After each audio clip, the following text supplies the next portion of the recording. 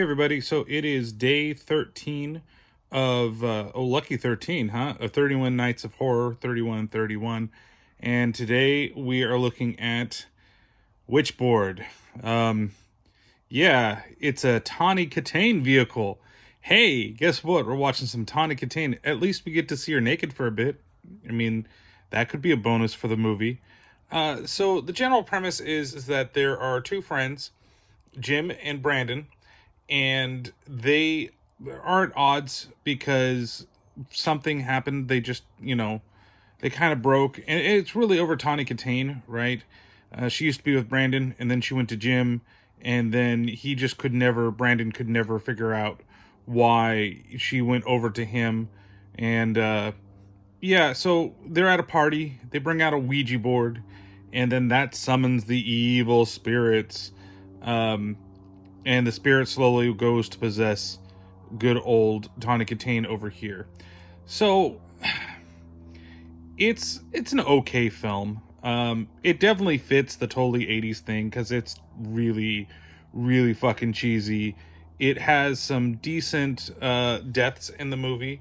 Not a whole lot of gore, I would say. Just a couple of little things here. People getting hit with axes, people falling on shit, thrown out windows. I think there's at least two people that get thrown out of window. Definitely at the ending. I just don't know. I'm like, it gets really slow and kind of boring during the middle of it. And like the whole Ouija thing, I think it's kind of, maybe it's kind of new for the time. Nowadays, we've seen a couple different Ouija movies. And I really kind of was hoping for more out of the film. I wanted to be a little cheesier. There's a really terrible fucking psychic, like about the halfway point in the movie, start of the second act, where they're trying to Brandon's trying to convince, oh, she's being possessed. It's this young kid and he's really vengeful and stuff. And of course, it's not the young kid. It's not the young kid. Like, his spirit is not the one that's like super fucking evil. And then she's like, oh, well, he felt a lot older than he was. Yeah, okay, whatever. You knew it. Come on. It's one of those things. It's pretty predictable. The only thing that I didn't think was going to happen was that, a couple of characters would die. Well, Brandon, for, spoiling this for you, that he dies in the film. I was hoping that he'd survive, and I was actually like, oh no, Brandon, why did he have to die? Though he does, Jim does get to find out because, he grabs onto him after he comes out of the water. It's really weird. But in general, and then I thought with the ending, I was like, why does he get to have the happy ending with everything? I just don't know.